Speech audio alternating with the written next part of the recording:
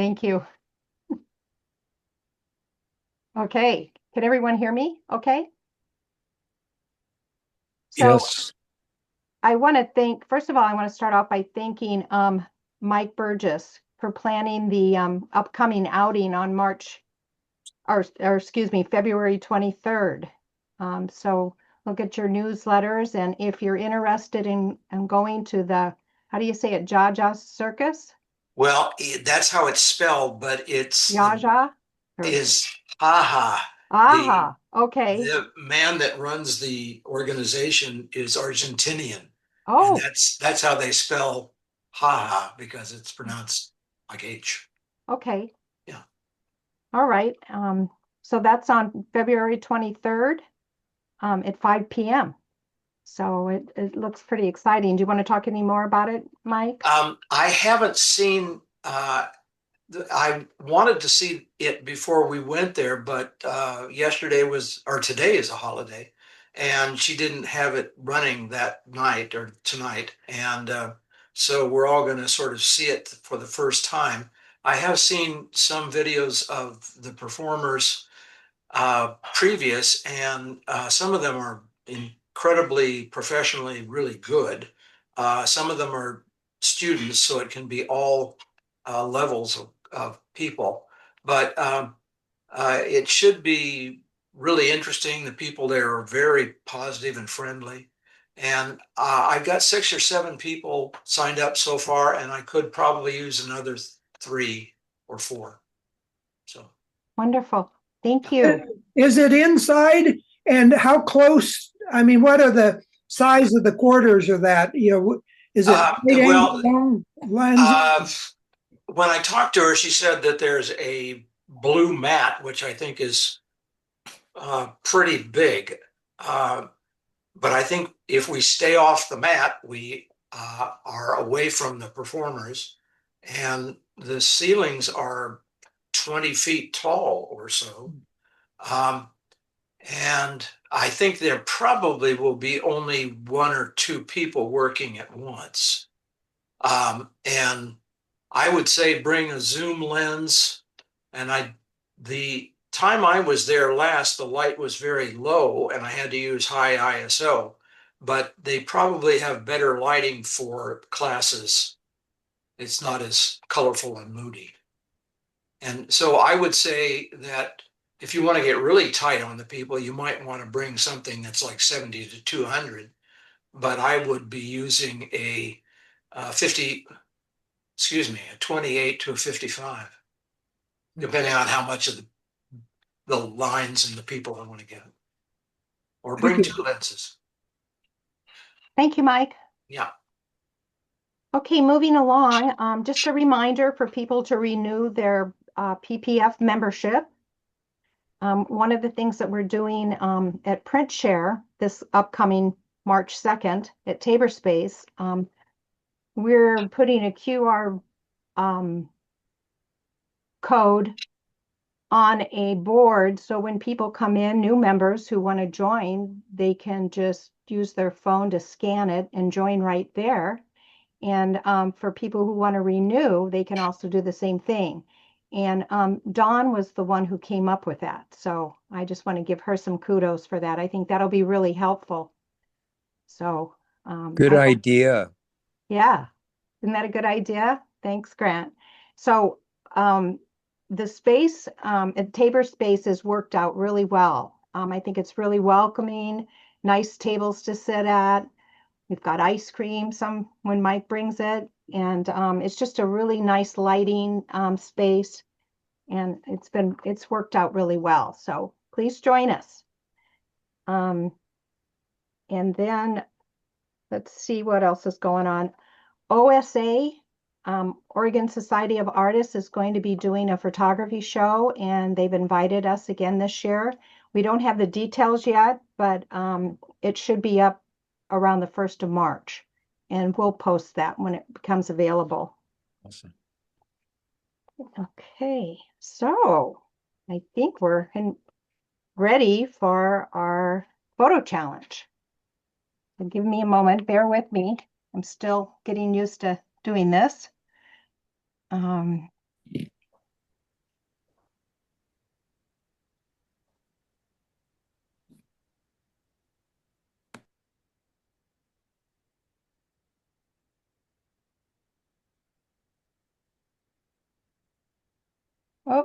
Up, up, up.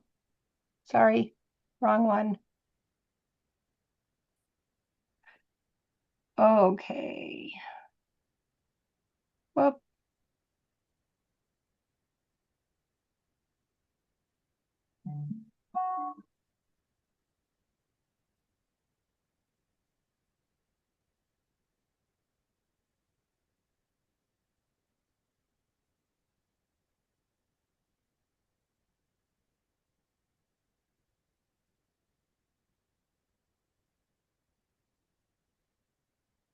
Could you guys hear that? No? Okay, hold on. I need to share first and then do it.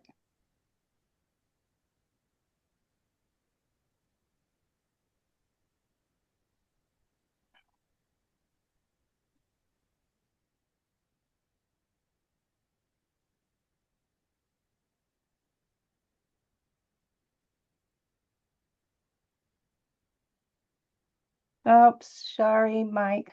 I'm showing your, hang on here. Got to find it.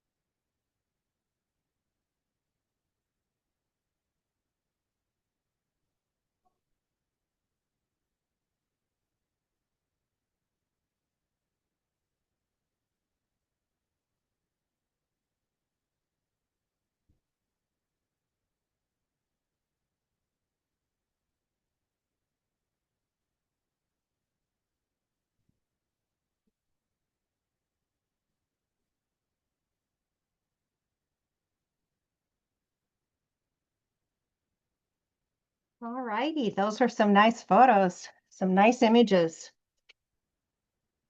Okay, can everyone hear me? Okay, good. Um, I am now delighted to introduce Mike Burgess. He's a PPF member and a masterful street photographer. Mike doesn't just capture images, he connects with people, inviting them into a shared moment that transforms everyday encounters into vibrant works of art. His warm, genuine manner instantly puts his subjects at ease, allowing their personalities to shine through in each portrait. With an artist's intuition and a storyteller's vision, Mike discovers beauty in the ordinary, creating striking, unforgettable portraits of total strangers who become part of his creative journey. The streets are his canvas, and each photograph is a celebration of human connection and individuality. A quote from Mike: "I like photographing strangers on the street. Almost always, I ask them for permission. When it works, I'm rewarded with a smile or a handshake." So with that, Mike, are you ready to bring your presentation up? I hope so. Oh, there we go. Are we, there's share, okay. And share, more share. And let's see, I'm still trying to get to the window. Looks different than all the times I tried it. Okay. Let's see. Hey, Kathy, Uh-huh. I had a question. With what we just saw, there was an image, a red image, and it was just one member's photograph. It was kind of an abstract with white stripes. Do you know who did that? No, I'd have to go back and look. Oh, yeah, that struck my eye. Yeah, yeah. Well, it'll be recorded and put on our website. So, Awesome, thank you. uh-huh. Well, I'm having trouble getting to my screen, which apparently this is the meeting screen. Is this yours, Kathy? Your screen? Um, um, Let's see if no, that won't work. there you go. There you go. Well, I haven't gone there yet. Yeah, that's your screen. Yeah, that's my screen. Oh, I think I'm getting closer. Oh, good. Yeah. Okay. There you are. That perfect. Awesome.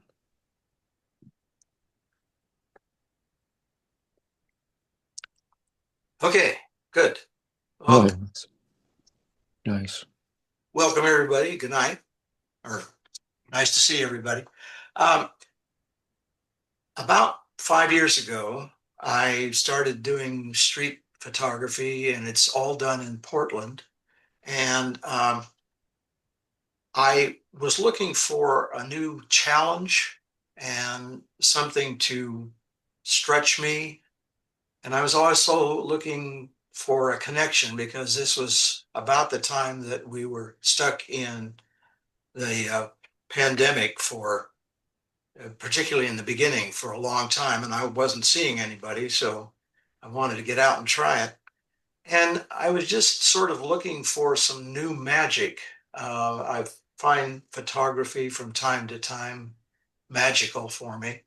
And like the first time I saw a print come up in the developer in the darkroom. And I thought, well, if I get out on the street and interact with people, I'm not very used to that. And I'd like to try it and see if I can do it. Initially, I was not confident at asking people and talking to people and having them see me take their picture. But after a while, I got more and more confident. And then they seemed to have confidence in me, and it was easy to talk to people and ask if I can take their picture and so on. So these are all within the last 5 years in Portland.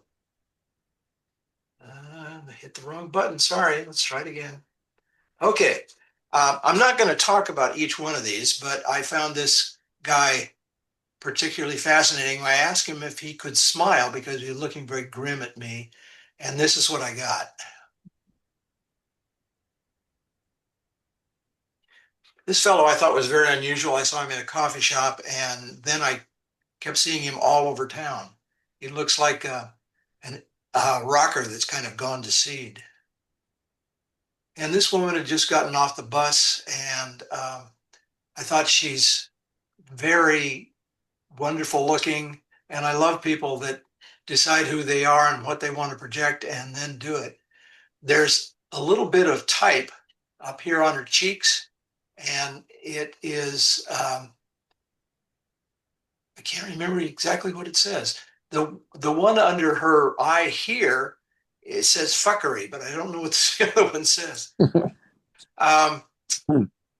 These were two guys at a street fair, and I saw the guy on the right and wanted to get his hairdo, and then his friend turned around and looked at me and laughed. And this is at the same fair, same time, day, and it's just a father loving his son. And this is the first picture that I took that was worthwhile when I started doing street photography. And often I would shoot from across the street like this, but I like the lighting. And I was taking a picture of this little girl without anybody knowing about it. And then her father turned around and gave me a dirty look. And this little boy wasn't too happy with me.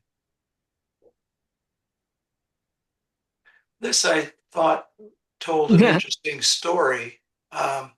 It was just a border around a building that was being erected. And apparently it was for memory care, but I liked the juxtaposition of the sign and the people and happy birthday. Very funny. And this was something that I shot out of the car. And I thought these two women, particularly the one on the right, were very interesting looking. And she, particularly the one on the right, doesn't look like somebody that is around Portland all that often. So I wondered where she got the get up and why she was wearing it. And I just liked the t-shirt. And I liked the juxtaposition of this poster up here and the little girl putting on her shirt. And this woman caught me as I was taking the picture and gave me the hex. And I don't think my life has been the same since.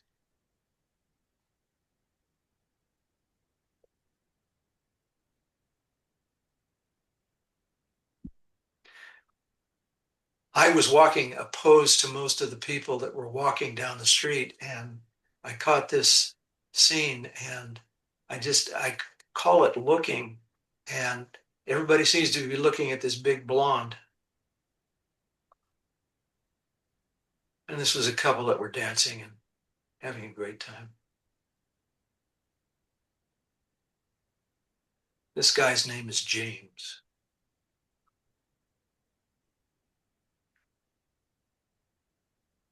And this fellow's name is King, and he grows his hair up high like that so it looks like a crown. And this is another picture of James. I love the dead-eyed killer look.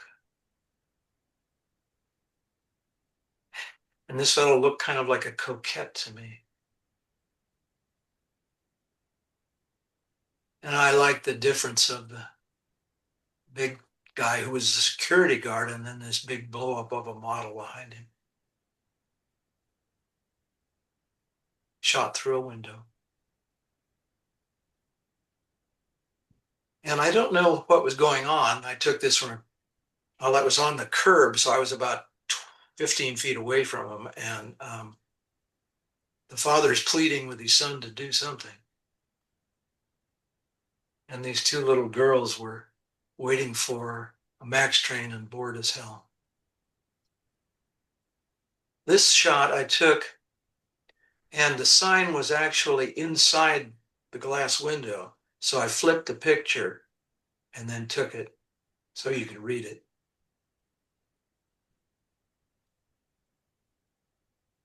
This is something that I saw. It was cosplay at the Civic Center, and they were walking towards it. And I saw the two of them and snapped the shot, but I didn't realize all the stuff that was going on in the background. And I don't know what this guy is over here is buying, and I don't know what these guys are selling, but it's kind of suspect.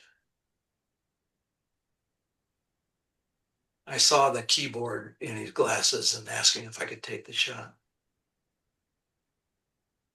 And this guy was, I saw him first because I saw the smoke backlighted that he was exhaling. And he said, "You want me to blow some smoke?" And I said, "Sure," but you couldn't see his beard. So I asked him to stop smoking and took this portrait. And again, I like the way people present themselves in Portland. It's a great place to photograph people. This is a fellow waiting for his solo. Interesting story about this guy. I was walking opposed to crowds again. They were walking towards me, and I was snapping pictures without even looking through the camera. And he came up to me and he said, "Did you take my picture?" And I said, "Maybe." And I showed him a bunch of pictures on the back of the camera. And he said, "Yes, that's me. I want you to destroy that picture." And I said, "Okay." And I said, "Would you like to see the rest of them?" And so we sat down where he's sitting now, and I showed him the pictures I was taking before I took him. And he said, "Okay, you can take my picture now." And so I did this. And this woman was singing jazz Dixieland style and really putting it out. I thought she was a great looking character. And I thought this guy was gorgeous. And I liked his outfit. I thought she was very charming with her hat with the baubles around it. And I don't know what had happened to her wrist. I didn't get to find out. I was on a night shoot on Mississippi, and I loved the background lights. And I was trying to find somebody to go in front of it. And so I asked her with this flaming red hair, and I got 5 or 6 shots of her. She was great. This is Pioneer Courthouse Square, and I asked the mother if I could photograph her and her child, and she said yes. And then I think perhaps an older child sort of photobombed us in the back. I like the line of the composition. This guy was selling drugs on Pioneer Courthouse Square a few years ago when it was sort of illegal. And he was a real salesman. He wanted to sell me drugs pretty bad. I just love the kind of contemplative, winsome look that this guy gave me. And I just asked him if I could do it. And he said, "Okay."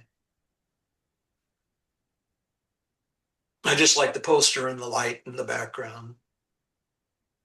This is the first person that I came up and asked if I could take her photograph. And she said yes. And she was so lovely and so full of life. And I'm glad I got this shot. It helped me to go on to ask other people. She was standing against a backdrop, and I just thought, God, I've got to take a picture of this woman. And I asked her if I could take her picture, and she kind of looked like she wasn't quite sure. And then these 2 big men, came up to me and he says, "What do you want the picture for?" And I said, "Well, it's just for me." And she said, "Come on, let him take it." So I did. And I saw this guy under a bridge getting high, and had to take a shot because he was so colorful. This kid I saw outside of Voodoo Donuts, and liked his sign, and I told him I liked his sign and took his picture. And I said, "How long have you been on the street?" And he said, 7 years. And he looked like he was really young. And I said, "Do you ever feel like getting off the street?" And he said, "No, it's easier being on the street." And I said, "Easier?" And he said, yeah, you don't have to go to work and work for somebody you don't want to work for and get money so you've got a roof over your head. And the night before, it had just poured rain. So I don't know where he got out of the rain. I just thought this guy was gorgeous and I loved his glasses. And this guy was having coffee. And so I got his attention and took a picture through the window. This woman just broke my heart. This guy was in Pioneer Square working out with weights, and it was late fall, and I was cold, and there he is, bare chested, and he said that he gets too hot in his coat. And this guy was smoking a pipe, which you don't see very often. This was taken on Burnside at about 1st or 2nd Street, and I held a camera at arm's length from the driver's position out the window and took a picture, and I'd cut off the bottom of the picture. And so I pointed it at them again, and the guy gave me the finger. I thought it was wonderful. This guy seems to blend into the window display. This fellow was making things out of metal, or at least collecting them. And I had a long conversation with him, except mostly he was talking to himself and I got to listen. And I took a picture of her through the window and she smiled at me. And then I came inside the cafe and showed her the picture and then took a bunch more. And I think she's just dazzling. And I asked this kid, well, I asked a man next to the kid. I don't take pictures of children without asking because it's dangerous. And I just loved his glower. And I asked the guy sitting next to him, I said, okay, I held my camera up and he said, sure, it's fine with me. He's not my kid. You should ask his mother. So I did. And I just thought she was decked out great and charming. And I told her to smile so I could see her braces. And here it is. This guy is scary looking. And I looked at him for quite a while, walked back and forth, and finally I said, I've got to take your picture. I said, from the glasses up, you look like a delicatessen owner in New York City. And he laughed and laughed. I asked him how long he'd been doing piercings, and he said, since I was 14. And this guy is not young. And it's the most radical piercing I've ever seen. And this guy I took a picture of about a week and a half ago. I just liked his direct look and thought he was just wonderful looking. And this one you've probably seen. It was at the fountain there, Skidmore. And this fellow on the left, the naked guy, started out completely naked, and then he started putting clothes on. And then I thought the Bible course people on the right side were a wonderful contrast to that. And so this is Portland.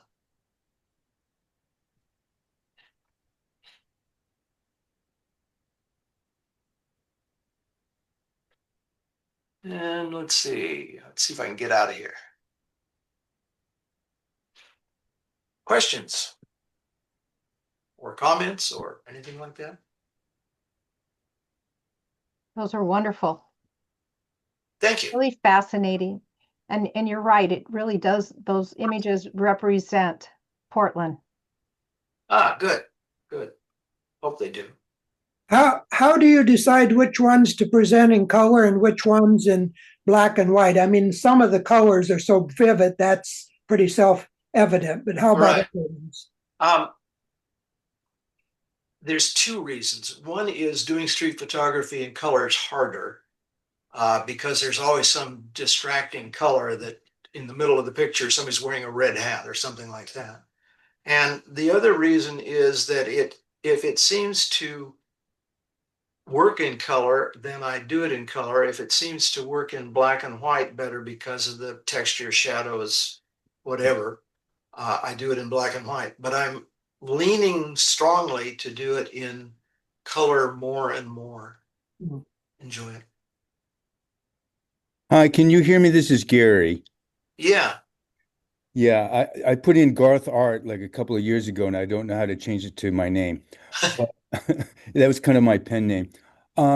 First of all, I'm always admiring how bold you are to be doing this, to be getting out there and getting in people's faces, literally. And so I want to say how much I admire that.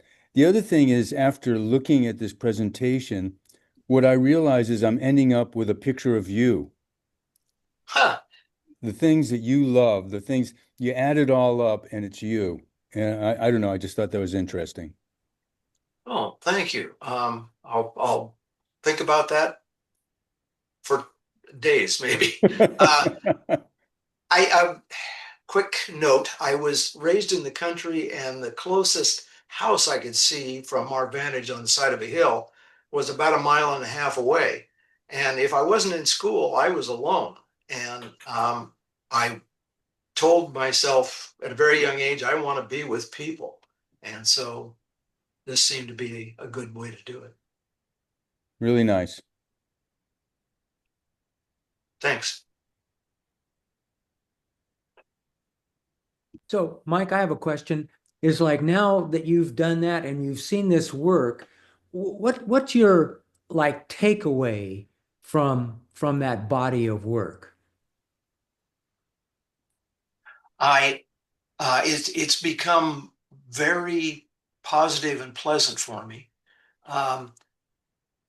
That almost everybody except the really whacked out are pleasant, kind, positive, um, and I feel a connection in a very short period of time to just humanity, and also in the world that we're living in, where there's a lot of distrust and anger and meanness.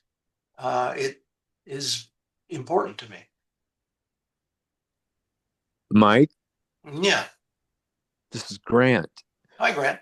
Hey, I was going to say that was great work. What I like is the reality of it, that you have a wide variety of people, and it does represent Portland. And it also reminds me of Fellini's work.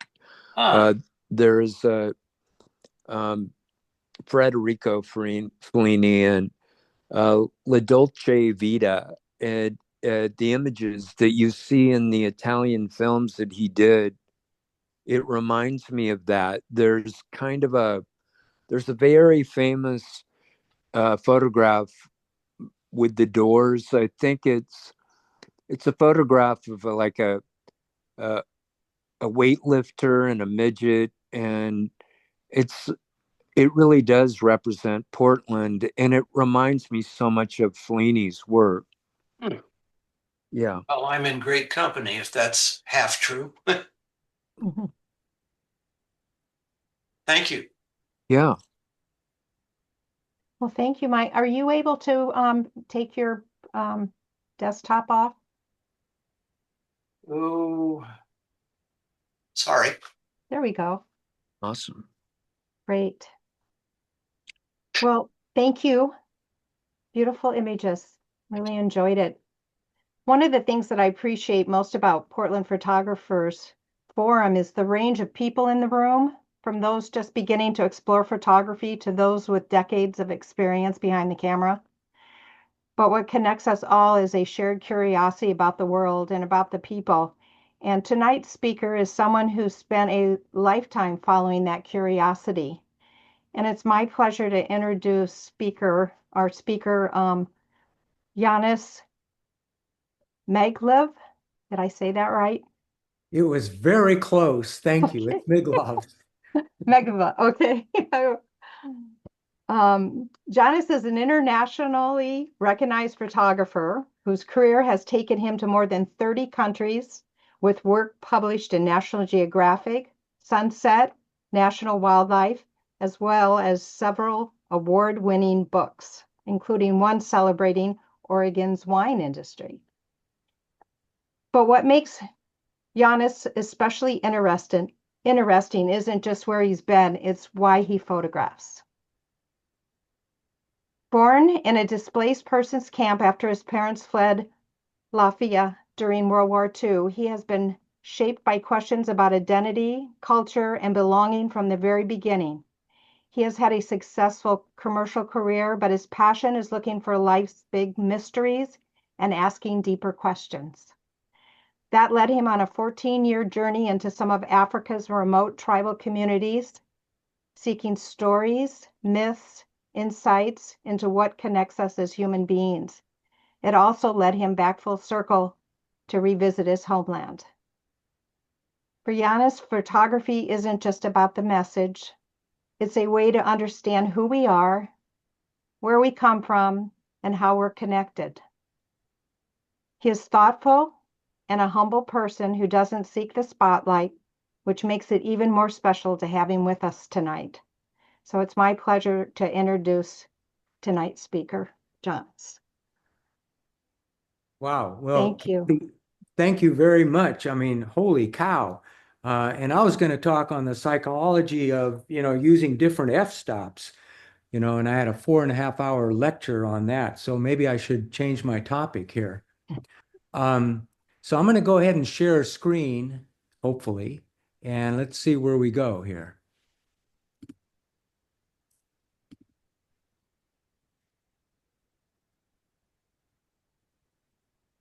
Okay, so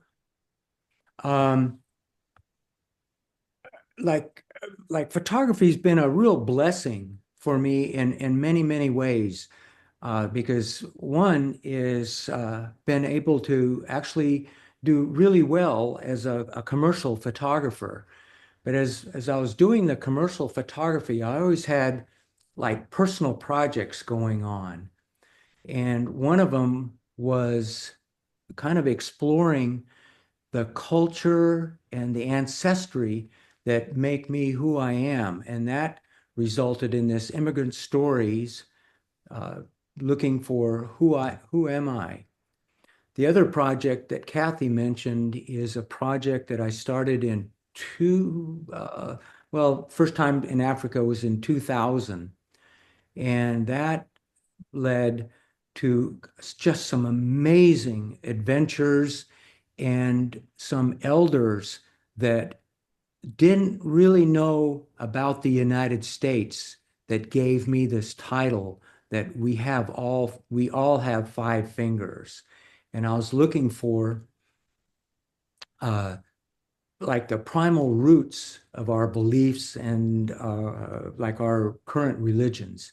So what I'm going to do first is I'm going to just briefly look at the Immigrants Project. And unfortunately, it's like we were in Maui, and I said, "Oh, I'll be able to work on this in Maui, and I'll have it, all ready for, the presentation tonight." Well, in Maui, there was more interesting things to do than put together a slideshow. So, just briefly looking at this immigrant story is when I moved to the United States, I wanted to become an American, but yet, it's like I was learning English, but yet I grew up in another culture. And so I was trying to, find an identity there.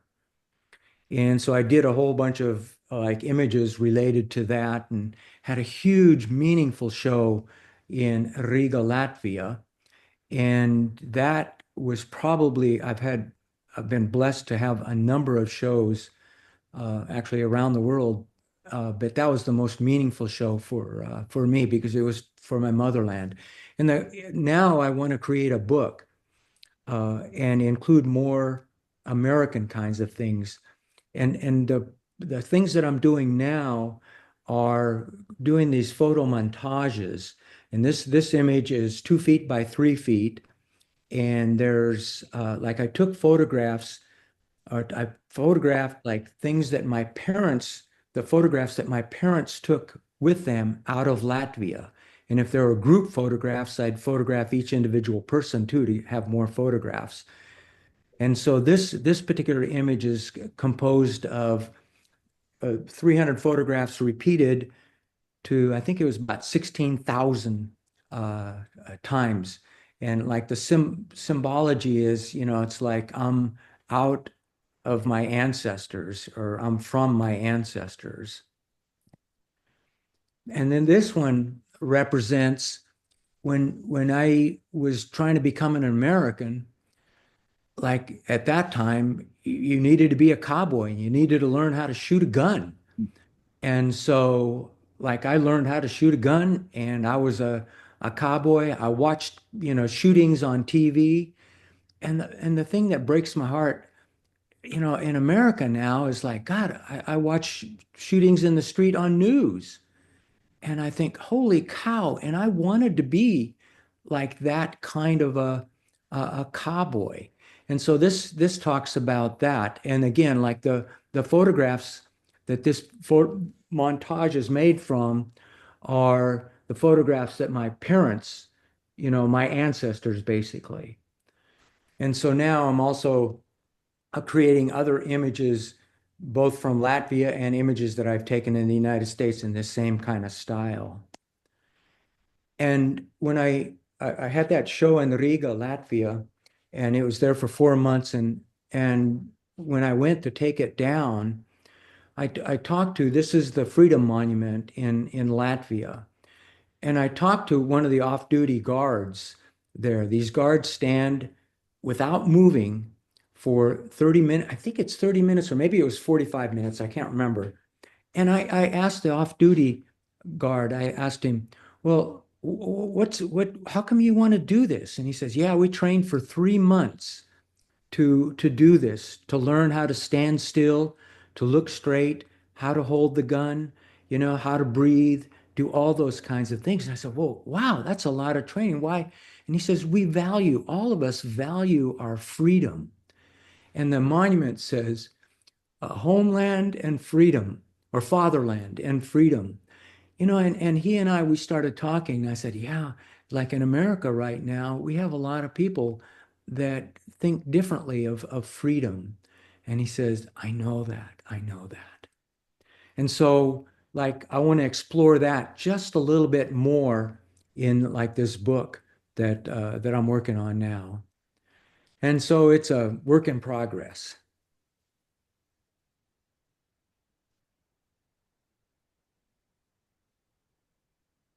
And so, like, the project that I ended up doing, and I gave myself permission. Originally, I was going to do both, but then I thought, well, Cézanne, one time he sold a photograph, like pretty well-known painter, and he sold the photograph, and then after he sold it, he changed all the reds to blues because he didn't like the reds. And so I thought, I'm going to change this presentation so it's more about Africa.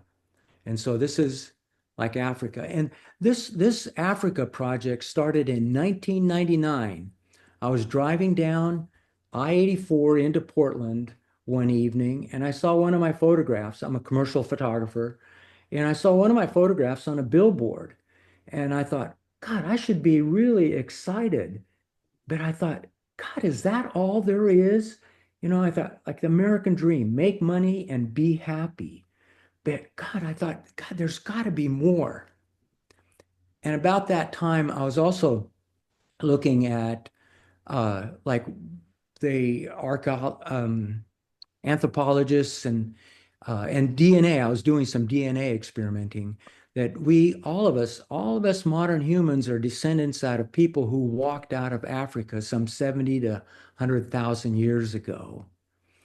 And like these are some petroglyphs of Bushmen or San in Namibia.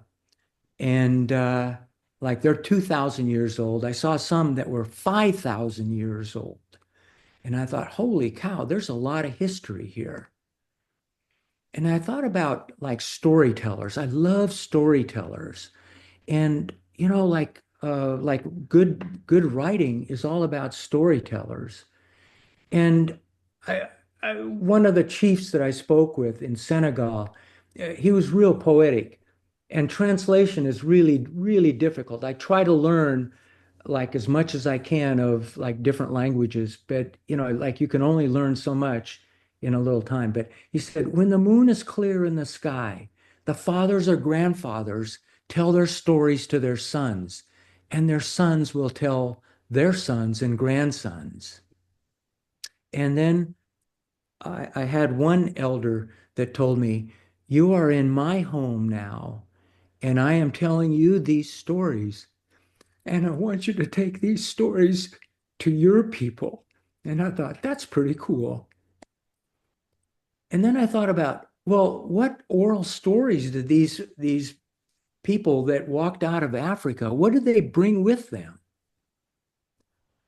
And I started thinking about, like, I don't know, like how many of you played that telephone game when you were kids, where you sat in a circle and you whispered in somebody's ear, like some kind of little story, and that person whispered to the next person, whispered to the next person, whispered to the next person, and then the last person, tells what he heard, and it's totally different than what the first person started with. And I was kind of wondering if, like, there weren't like ancient stories that were passed down in that same way on to the stories that we have now, like whether they're in the Bible or in Islam, in the Quran, or with Buddhist teachings, And so it kind of motivated me to get out there. So I went to look for the stories and the birthplace of modern man, Africa.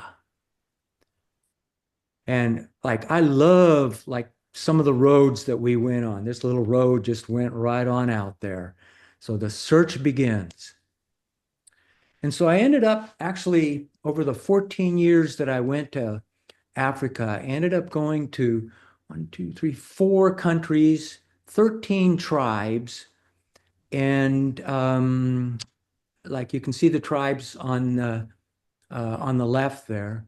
And I started in Senegal, went to Ethiopia, and with each country and each tribe, I went back at least one time, some of them many, many times, to kind of get to know the tribe and the changes that they experienced.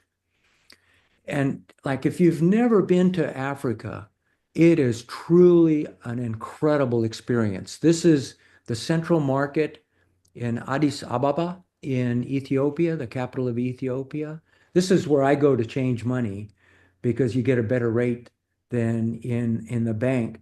But I'll tell you, you don't see many white people and foreigners in this central market. And I usually go by myself because I never know, like, I don't want to be responsible for somebody else. I mean, I've been in pretty tight situations, but one time in 2007, my youngest son came, and he's the cute kid in the center there, and that old man on the far left, that's me, and that's my equipment there. I started, more and more technology came along. And the roads that we encountered, I'll just show you a few.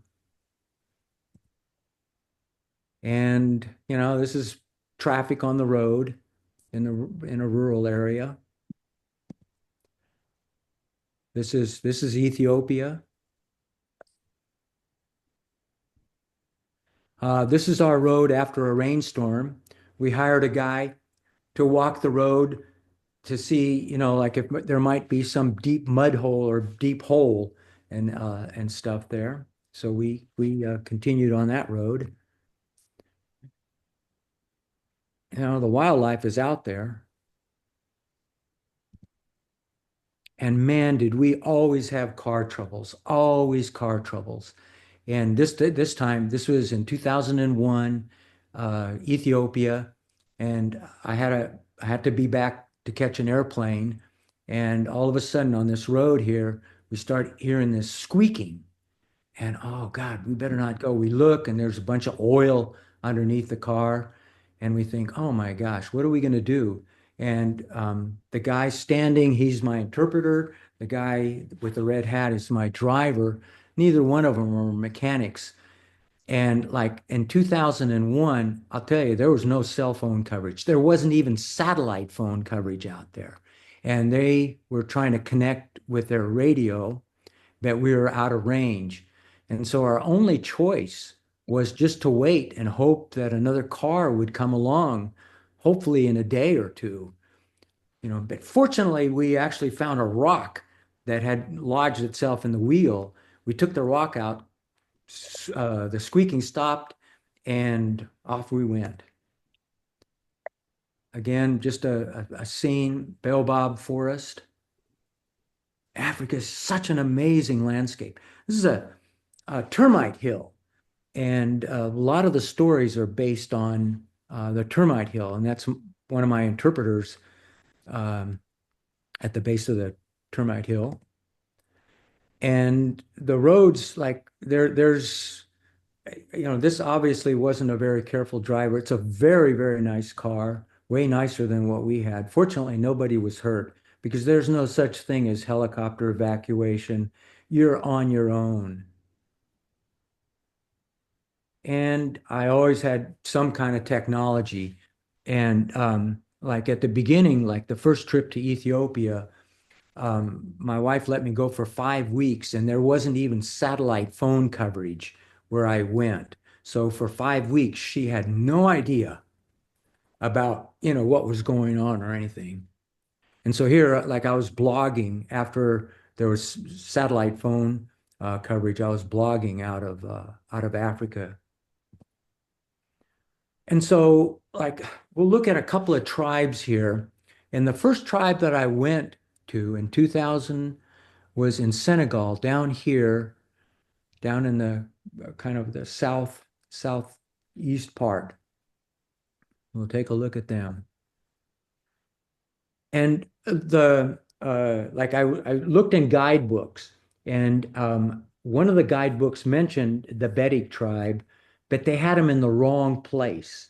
And so how we found, I had a rough idea where they were, and we'd just drive along the road and we'd keep asking people, where are the Bedik? Where are the Bedik? And we finally, one guy points up to the top of the hill. Well, we ended up staying at the base of the hill in a neighboring tribe, their pool, and camping there, and then hiking up to the Bedik. And so this is the village where we stayed, and this is the family that we stayed with, the Ba family, and it's really interesting.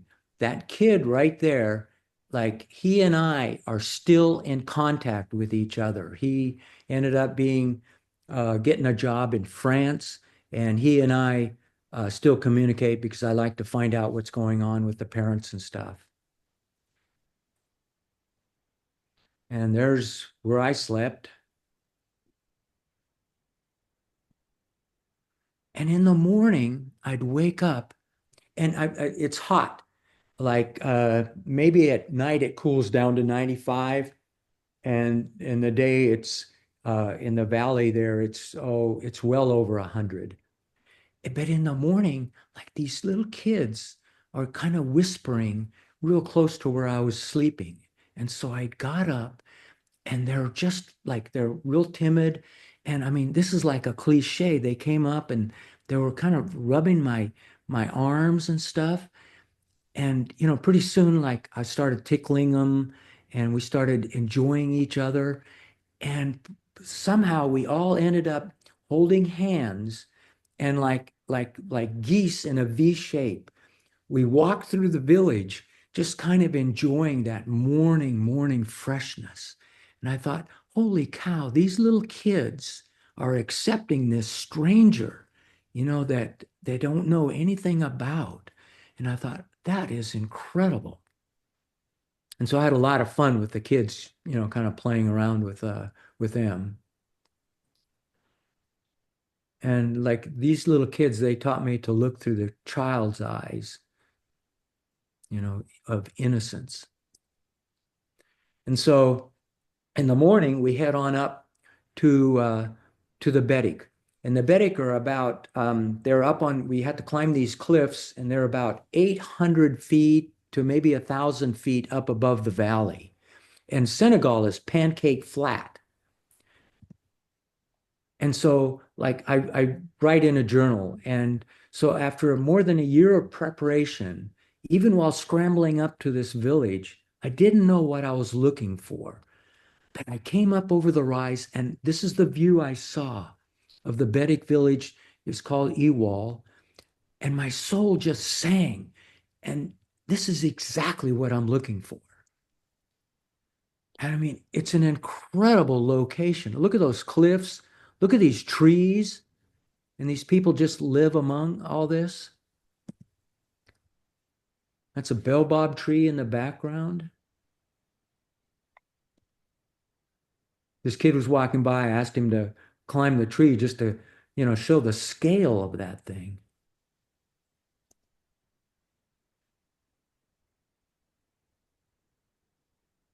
And then, like, from morning until about noon, you hear this constant pounding of grain. And every morning, and there's a rhythm to it. And I don't know, like, I can't see it because, like, the photographs are in the way, but there's off to the right, there's this little girl, and she's really dancing to the rhythm. I tried doing that pounding to the rhythm. Man, I'll tell you, I guess white boys just don't get it because I did not do very well with the pounding. And so, oh, and if you have questions, feel free to ask like right away. And so, like, life goes on. They're building a new roof. And when the roof is all thatched, they lift it up and put it onto the house. The guy in that 1998 t-shirt, he's the chief when I was there in 2000. And here the men are having, kind of a council meeting. And then, like, these kids come running through the village, through Ewall.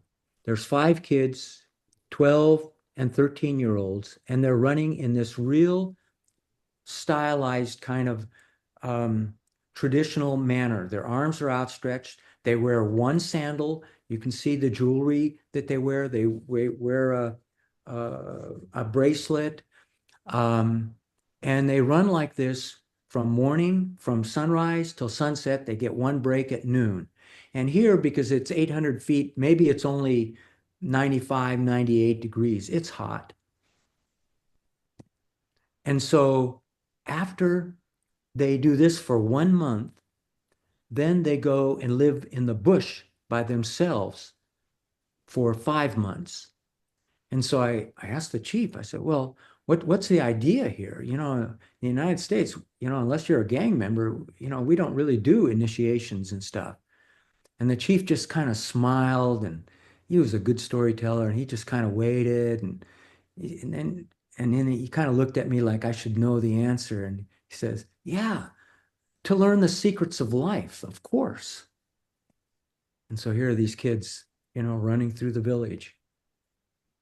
And then 5 months by themselves.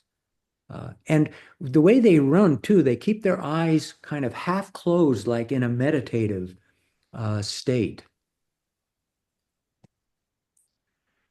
And in a lot of these tribes that I visited, there's some kind of, and for lack of a better word, I'll call it like this little altar. They have altars. And it's to kind of remind them of, like, that there's a spiritual world. There's more to things than just in this physical world. And so you see a lot of that. And like the trees and ancestors are really, really important. And the one chief said, we pray to this baobab tree, or the fromager tree. And I know fromager in French is cheese, but there is a tree called the fromager tree. And the prayers are directed from there to the God that translates it to the ancestors. And ancestors, among all the tribes that I visited, all the 13 tribes I visited, ancestors are extremely important. And so on the way to Senegal, I had read Joseph Campbell said it was very important to do images because images contained more information than any words. And so I thought, okay, I'll try to create images of the stories that that I heard. And at that time, I quit this project about 8 years ago because my skill level and my writing wasn't up to snuff.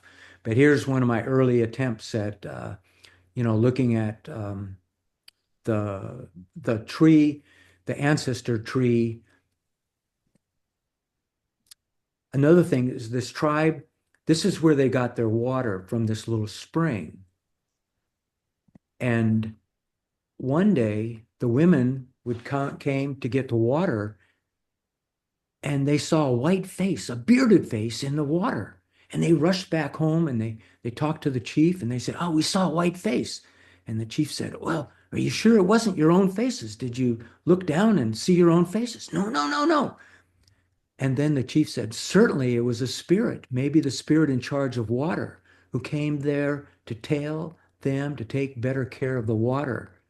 And the chief said, from that day on, the women and actually the whole village got up and took better care of the place. And since then, the spirit never came back.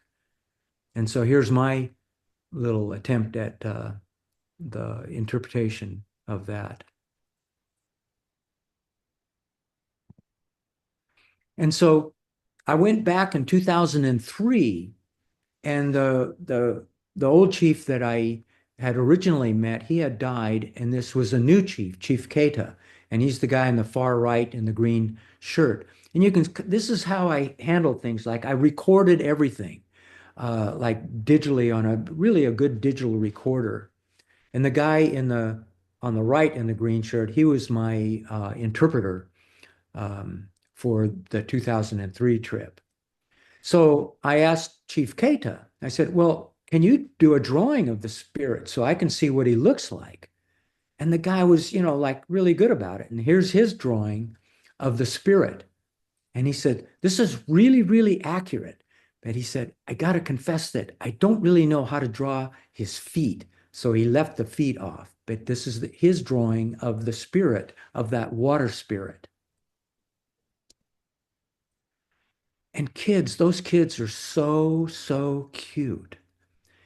And like sometimes, like there's signals that maybe the ancestor comes into a pregnant woman and comes back to life through a kid. And the Vedic, they have a way of telling whether in fact the ancestor has come back or not. There's this little ring, it's about the size of your fist.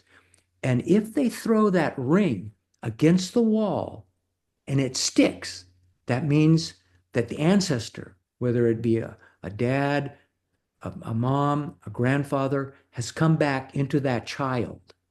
And if it doesn't stick, then it's the sign that the ancestor didn't come back in. And so like here's reincarnation. And here's I'm a little bit embarrassed about this one, but this is my like early attempt. And you got to remember in 2000 and 2003, like Photoshop and stuff like that wasn't very sophisticated. So that's my excuse. And dreams are really, really important to all the tribes that I visited. And one of the really important chiefs in Namibia, he said, "I'm not sure where dreams come from, but I hope that it comes from God." So this is a story, a dream that a mom had. Her son had gone away with a group of boys, and the son had died. The mom didn't know that. And she dreamed that the son came back. And in fact, that night, the son came in to her room and he was alive. And so the chief said, "Well, see, like the dream came true." And so this is another different interpretation of that same dream. And for me to create these images, like I've got to find a lady that's willing to pose like she's sleeping.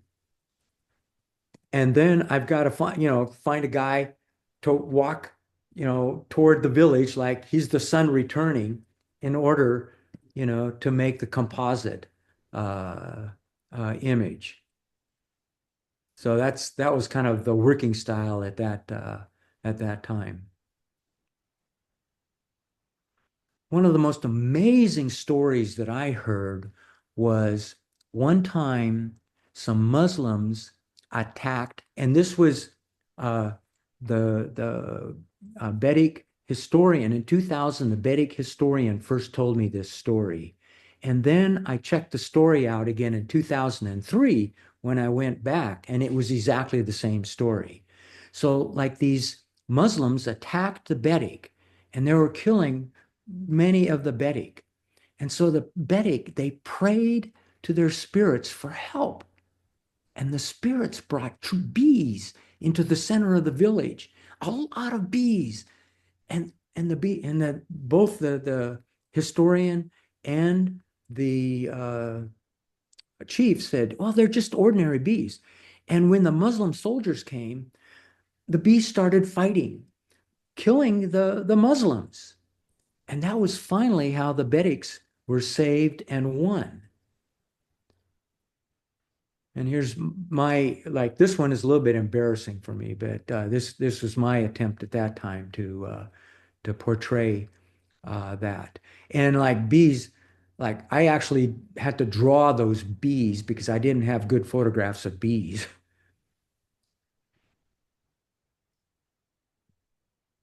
And then like the chief says, well, do you want to see the tree where they come from? So he showed me the tree, but the bees, weren't there then. So there was a hole, in fact, up there.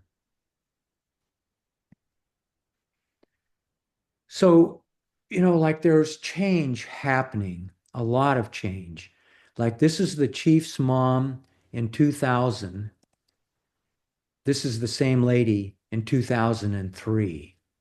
And some missionaries had come, and the missionaries had, in fact, done some good things. They dug a well for the village. So, like they did some good things for them. And so here they're making palm wine. And it doesn't, in the heat, it doesn't take long to ferment. And so, like, obviously, I have to, the chief says, here, have some palm wine. I mean, what do you say to the chief? You got to have some palm wine. And I was also, I happened to be, doing work for Wine Spectator, did a bunch of articles for them and a bunch of photography. So I queried them and I said, well, how'd you guys like me to do a little story on palm wine of the Bedi tribe in Senegal? But they said, nah, I don't think we're interested. And I thought it would have been a great story.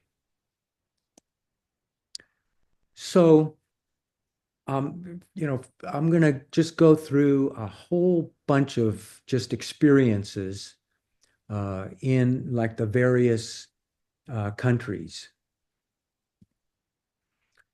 And again, like here's where I slept at another place when I was with Acaro, and is like one night a lion comes walking through the village. And like the lion, God, I mean, he's walking right by my tent. I'm hearing the lion snort. And I'm thinking, like from backpacking experience, I'm thinking, God, Janis, do you have any food in here? And then later on, one of my buddies told me, Janis, you idiot, you were the food.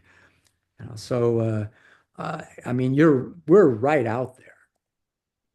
And here's how a lot of the chiefs and the storytellers I met in their houses. And they were open. And I for each a tribe, I need to learn at least a little bit of their language. Like there's this protocol that you go through. How are you? How is your wife? How are your wives? How are your children? How are your cattle? All those kinds of things. And if you don't do that kind of protocol, you're disrespecting like the chief. And so I had to learn that and learn a little bit more to kind of be able to communicate, because a lot of times I'm out wandering around without like an interpreter around. Again, another kind of this is a different tribe, and the Erebora in Ethiopia, and the in the small picture on the left is like the chief storyteller. And actually, these guys are all dressed up because he was getting married, and he was like, I don't remember, like 78 or something like that. And like he told a lot of interesting stories, but one of the most interesting ones was he said, early man was a grass eater. And if you look at the landscape around there, it's like you don't see any grass. And he said the elders prayed and to how to settle this.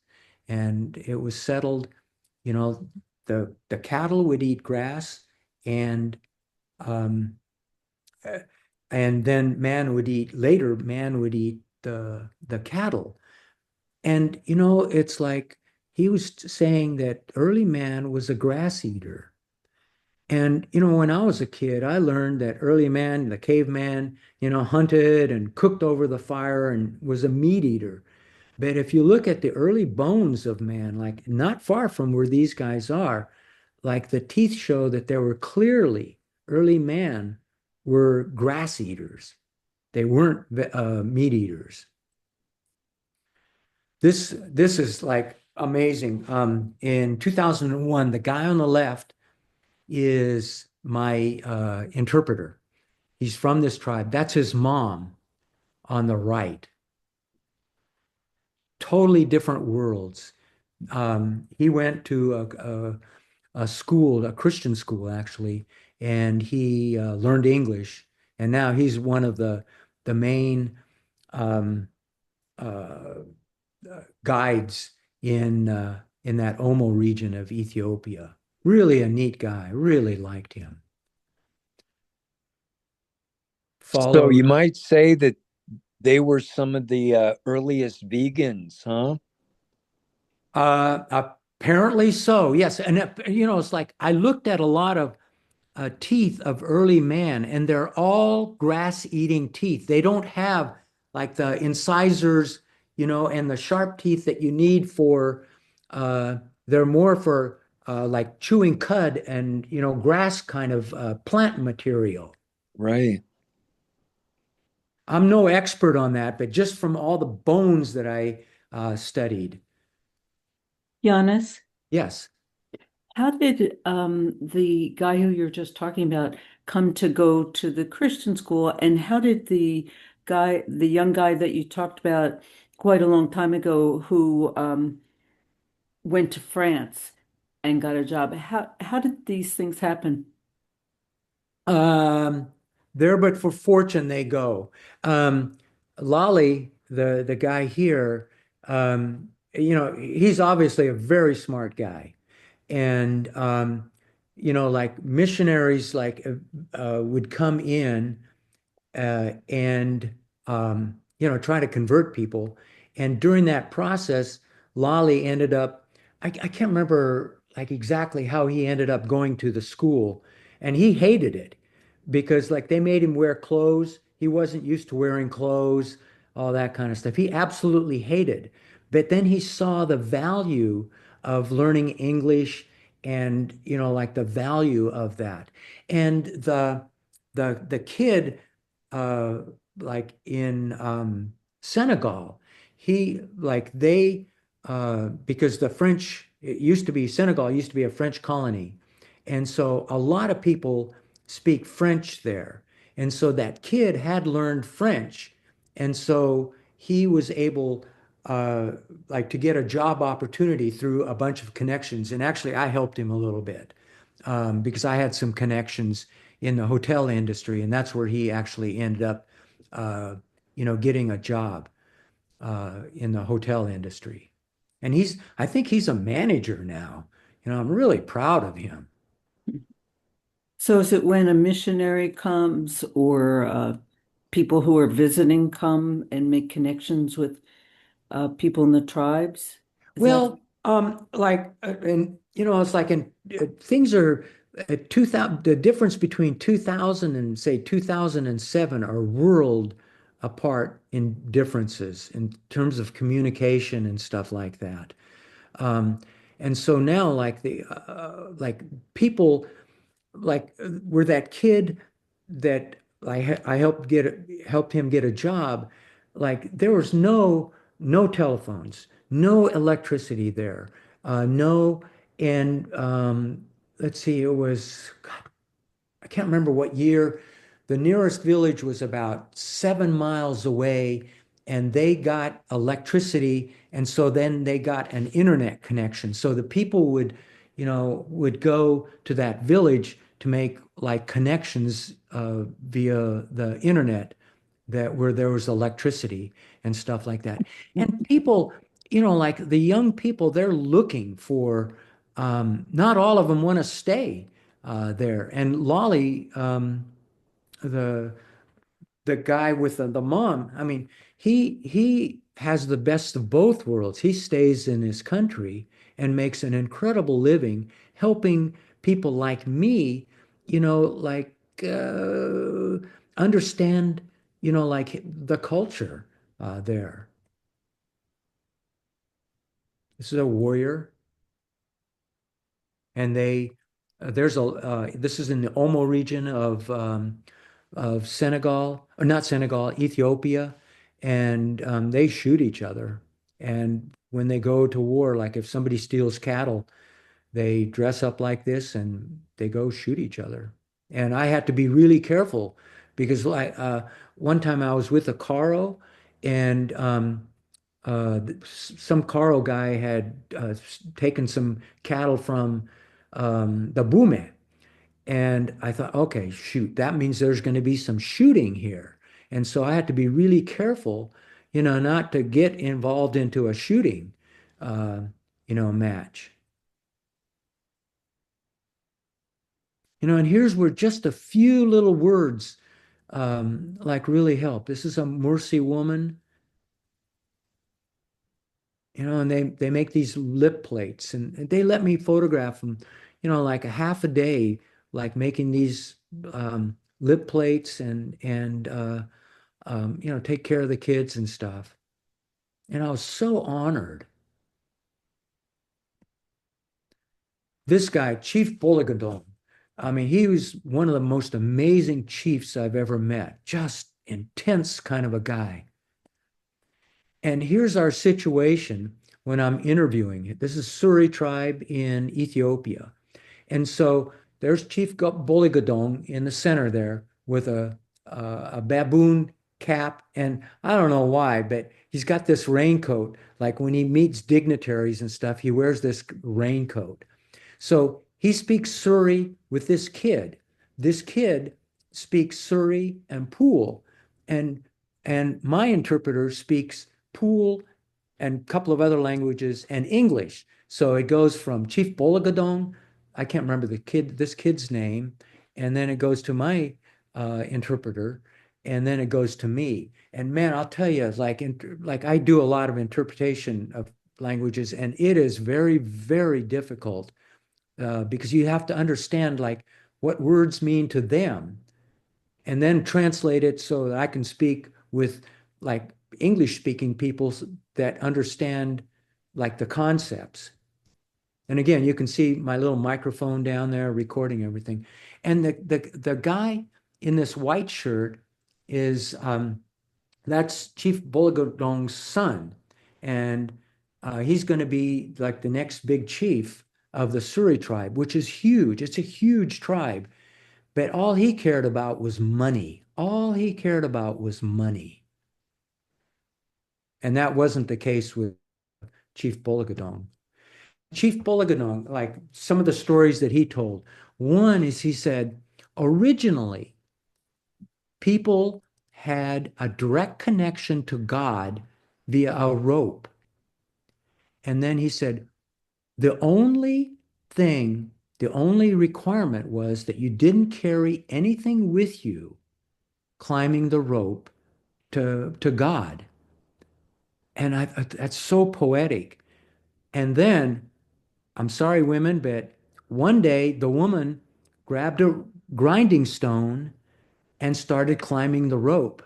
Well, the rope broke and our direct connection to God was broken. And so like I did this thing about, like the apple down here, and it's just an amazing story for me.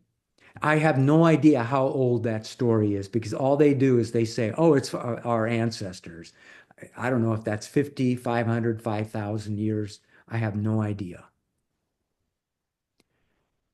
He had another dream where the his let's see, was his father came to him in the dream and says, take care of the orphans, because apparently there were some kids that didn't have, the parents had died. And he said in the dream, take care of the orphans. This is, um, let's see, this is Namibia.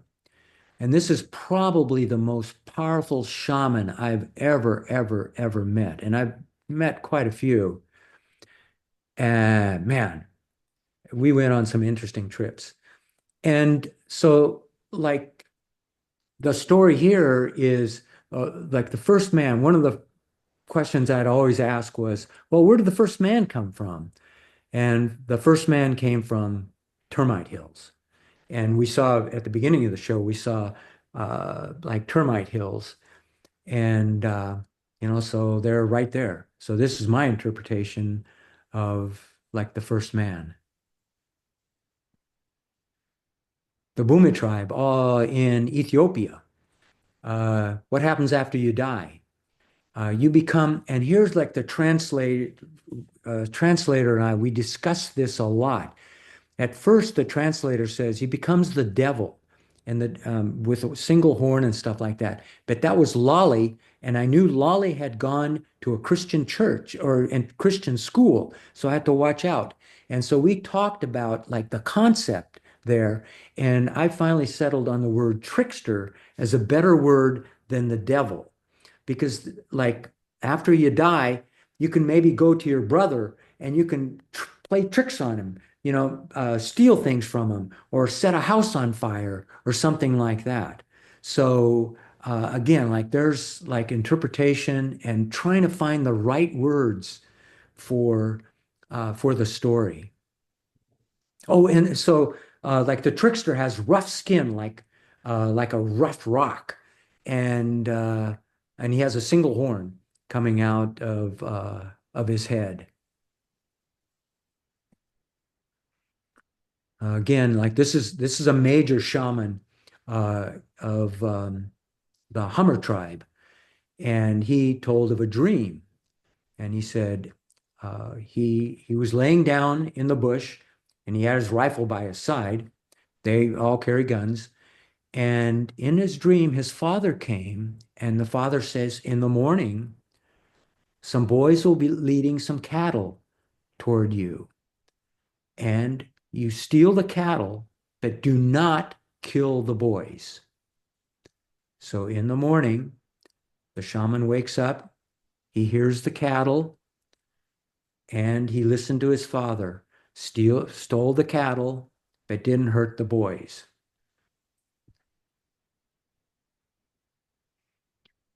So this guy is son, or commonly called Bushman, and they're probably one of the, if not the oldest tribe in Africa. And it was like an honor to be with these guys. And they were so wonderful. They treated me so well. And I asked them to do a ceremony. And so they got all dressed up and just did some a really amazing dances. And so like I'd ask them, all kinds of like, what's God look like? Well, this is what God looks like. And so there's the God, and here's the clouds, here's the penis and testicle. So obviously God is a male, and like even the fingers are counted. And I'm not sure what all this stuff is here.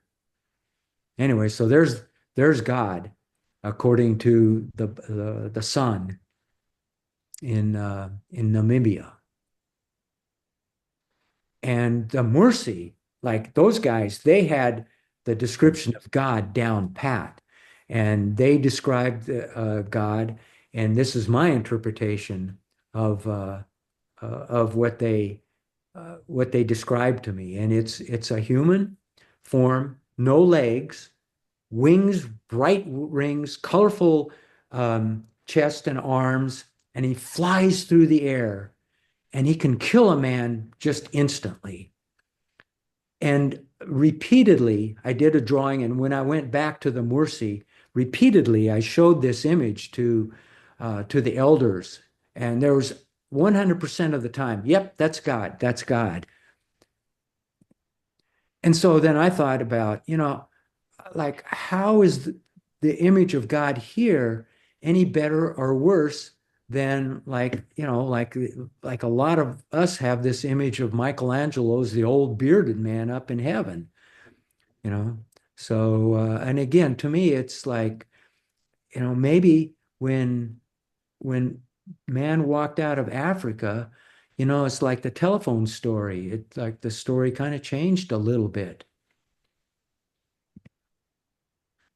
And photography is just amazing. It's just always like I made it a point always to take a Polaroid camera so that like the people could see the photographs that I'm taking and give it to them. And now, like tourists, I mean, they show the photograph on the back uh, of a camera. I mean, that doesn't leave anything for them. And so here's like this is taken in 2014. Tourists go there, and these guys, like especially the kids, do what they call quick paint. They'll quickly paint their bodies, run out onto the road. And like I know a lot of these kids here because like they're from the village where I was staying. And like it's like maybe 5 miles to this road. And so like they can hear cars, they do a quick paint and they run out there. And like it just blows me away. Those two cars, air-conditioned cars, are full of tourists. Most of them are photographing through windows.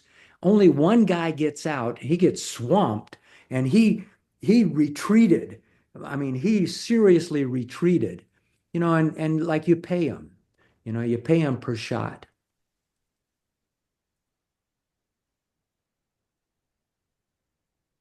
A lot of times I was told, man, it's like you're coming out here by yourself. That's pretty amazing. So in 2014, and I got to kind of speed it up here a little bit. 2014, I wanted to find a village that was like the dawn of man. So for 2 days, my poor driver and interpreter were driving around these Mursi villages looking for what looked like the dawn of man. And we found on like the small little village here, and they're nomads, Mursi tribe. And it just so happened that mountain in the background is the sacred mountain for the Mursi, Maki. And this village is Bele Village. Wow. And so my thought was, okay, when tourists come, I'm going to have my guys haul out these cameras. I brought a bunch of cameras with me. They're going to, tourists start take pictures of them, and they're going to start taking pictures of the tourists. And I thought, that's fair game. The only problem was no tourists came to this village. It was too remote. And so I had also brought a printer, a battery powered printer, and I'm all solar powered, battery powered printer. So like these villagers are all out there taking photographs and then running over to my interpreter, my guide and driver, and they're printing out prints.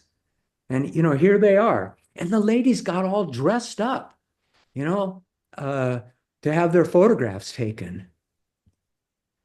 And I mean, holy cow. And I normally asked you, what type of cameras do you shoot? I shoot with like whatever the latest Nikon is. And like this was 2014, so it was probably what, a D800, somewhere in there. Oh, and like at the beginning too, I was shooting totally film because like the digital just wasn't there yet. And so I'd bring like 500 rolls of film. But I mean, look at these ladies. And if I was a regular tourist, man, I'd be paying and they wouldn't allow me to take their photographs. It's just like an exchange. Obviously, the lady on the right, didn't like me very much. And, of course, they've got to take me after I come back from the bush doing my toiletry business. And so in the evenings, like at that village, I'd go and I'd write on my little laptop, in my journal. And the people like just always were hanging out in our camp. And I wrote, from this seat in the birthplace of modern man, where are we going as a human race? We are here for such a short time in this physical form to play together on this little puddle we call Earth. And I asked myself, how can I best use my time, on this planet? And so here's my interpretation of how well we're doing as human beings.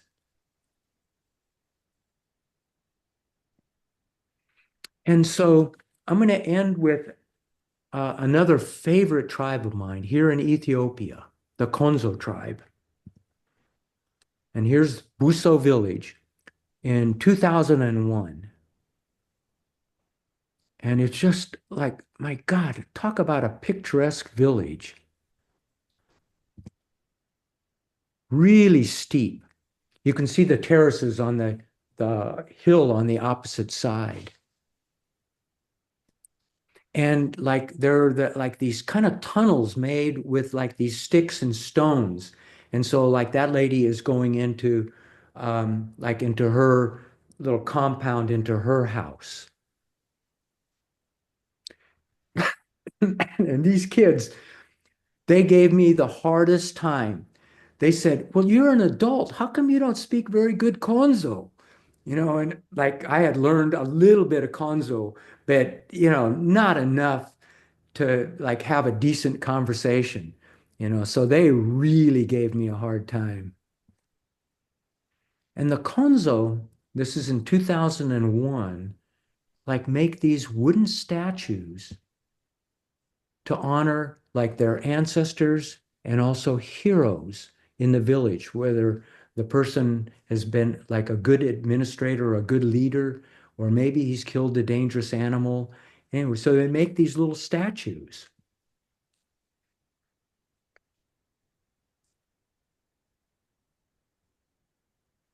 And like people steal them. And over the years, you'll see like this is like recovered. They're called wakas or wagas, and these are recovered wagas. And my God, is like the guy that was in charge of this storehouse. He said, Janis, do you want to buy one of these, wagas? And I said, hell no. I mean, these belong to the Konzo, not to some collector, that lives in, Sherwood or wherever.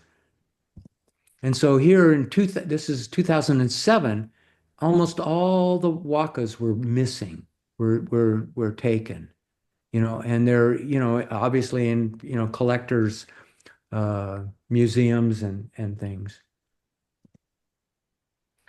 And again, photography is so amazing.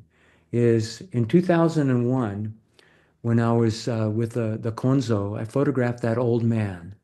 And he was just such a neat, humble little guy. He's wearing glasses. If you look carefully, you can still see on his glasses, like the signs that come with the glasses. He's never taken them off.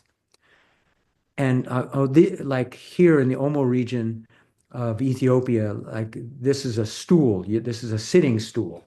Like the men sit on those. I have one now. And so when I went back in 2007, I printed like photographs I had taken, in 2001. And my God, talk about the reaction. This guy is the son of this guy. And he told me, his father had died and he didn't have anything to remember his father. And he just cried and cried.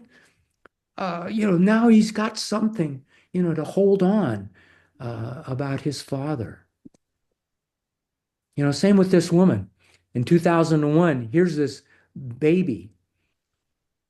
And, I photographed her and I brought like the photograph. And here she is like 7 years later, or no, 6 years later, 6 years later.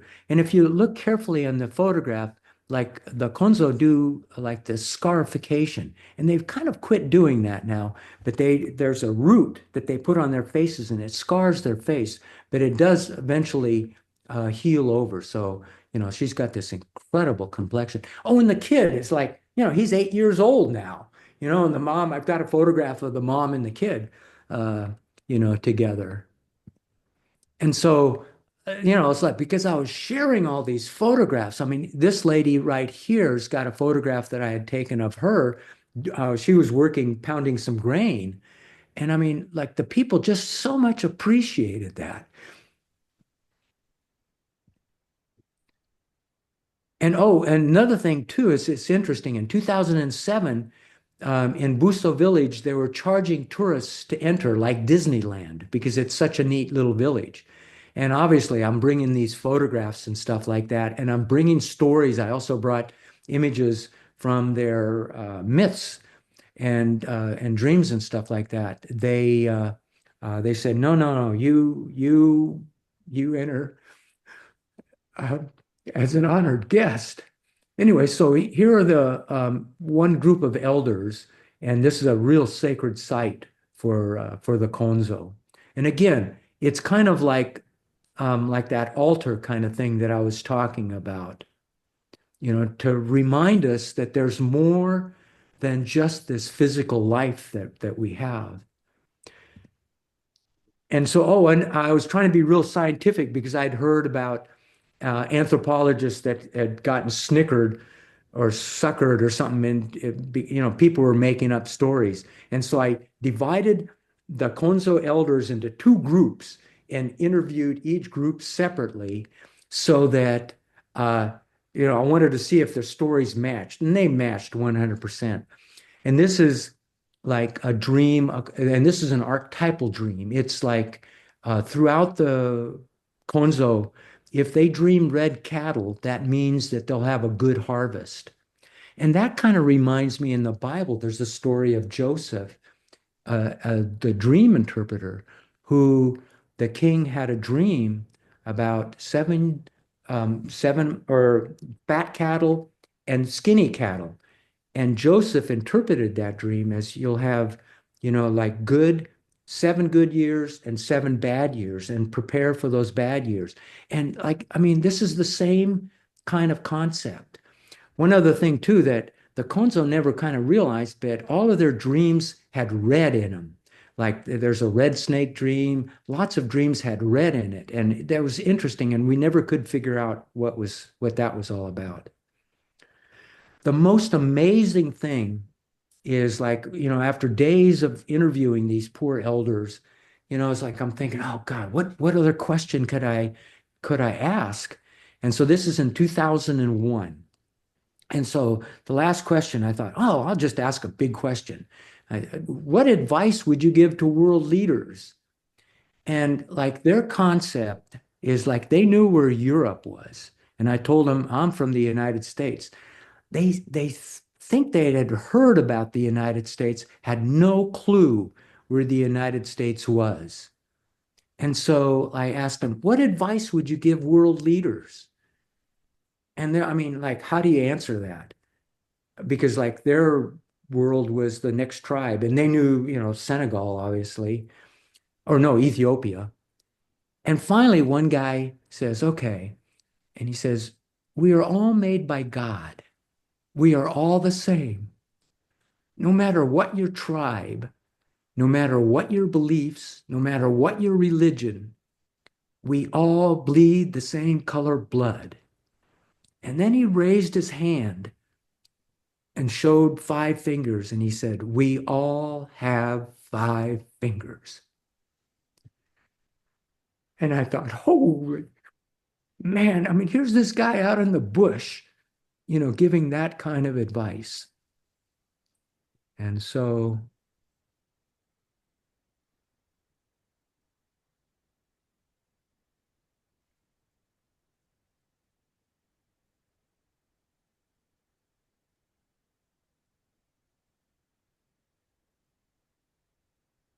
and that's it. And thanks for being patient. Wow. Well, I can say that that was extremely moving and emotional too. It's just awesome. Mark, you have a question? Yeah, I wanted to point out that this is Black History Month, and Portland Community College, PCC, is having its 35th annual African Film Festival. And my partner and I, she and I went to 2 of the films. They're basically free, a little donation at most of them are at PCC. I think there's a couple that's going to be at Hollywood Theater in Portland. And Africa has a very vibrant Pan-African film industry. Yes. The first movie we saw was about the Balboa. Am I saying that right? The Balboa tree. This man who planted thousands of Balboa trees and kind of transformed the village. And the other one was about some young man who it was about corruption and things like that. But there's a huge variety of films. Most of the films are an hour and a half, and there's a discussion afterwards, oftentimes with people who grew up in the region or that. Again, it's at PCC, and it's called can't remember, but just look, and it's the film festival they're running right now. Boy, a long time ago, I actually participated in a African film festival in San Francisco. And my God, that was an incredible event. And afterwards, Alice Walker called me, who wrote the book Color Purple.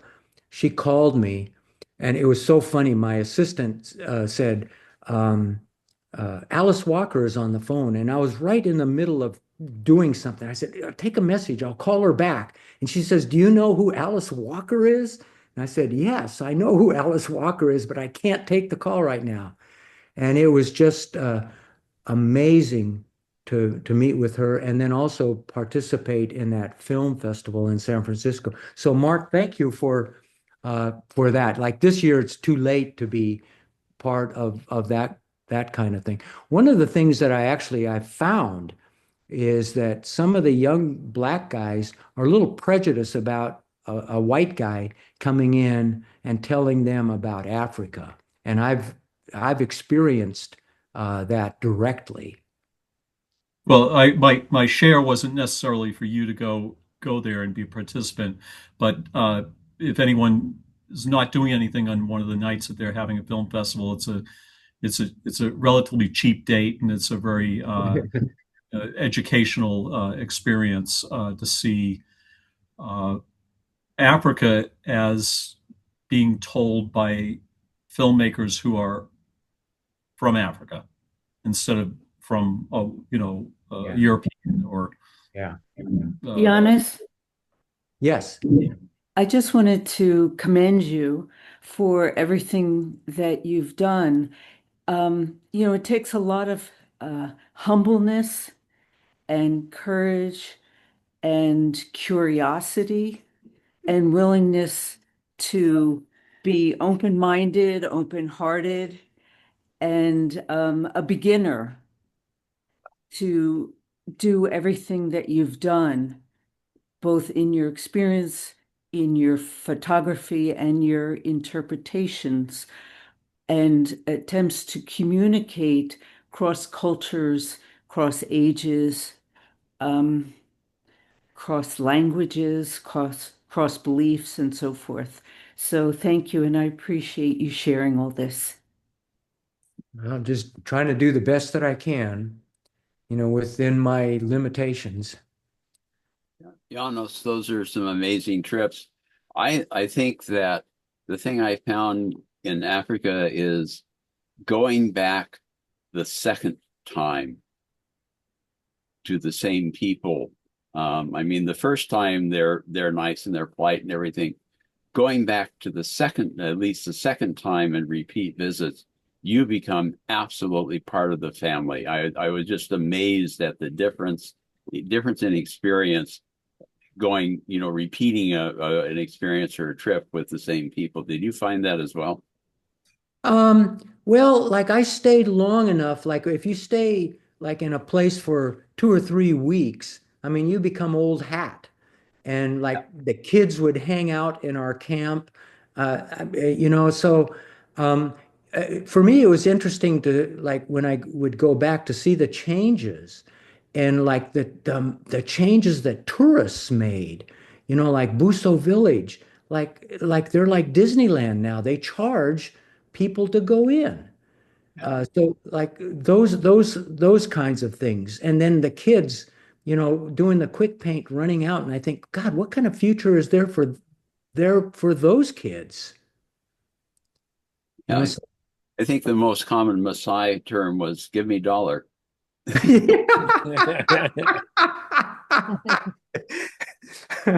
Yeah. Yeah. Well, thank you. Giannis, can I ask one other question? Yes, Steve. I was just kind of curious if you could talk a little bit about how you prepared for this and like, I mean, it sounds like you just kind of decided to do this and went and did it. Like you didn't really have any support from any organizations or anything. You just was You like, I'm know, gonna go I- spend 3 weeks living with some 3 to 5 people and weeks. hope Yeah. they accept me. I really like I started I joined a couple of organizations that were nonprofits so I could write grants. And I looked at how much work it was to write a grant for, like say $5,000. And I thought I can go out and just do an extra shoot and do that with be much more fun than filling out paperwork, writing, statements and stuff like that. So this is all self-funded. It's all self-funded, and the generosity of my wife letting me go.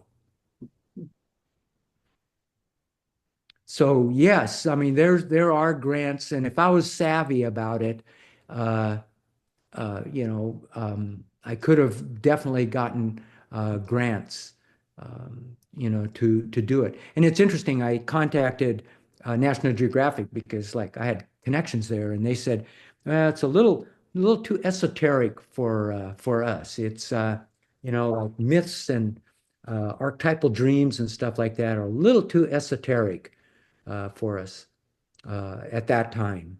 They need something that they can hold. Thanks. Yeah, thank you for the question. Well, thanks. Wow. Thank you. That was wonderful.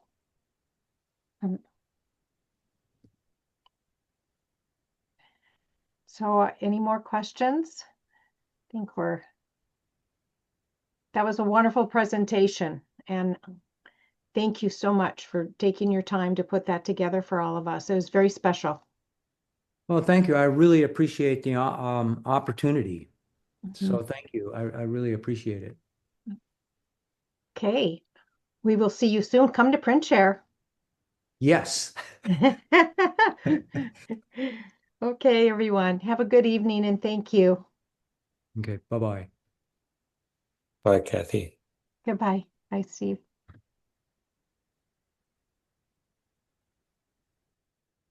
Hey, Kathy? Hang Hello? on here. Hang on here. I got to stop it for a minute Yeah. recording.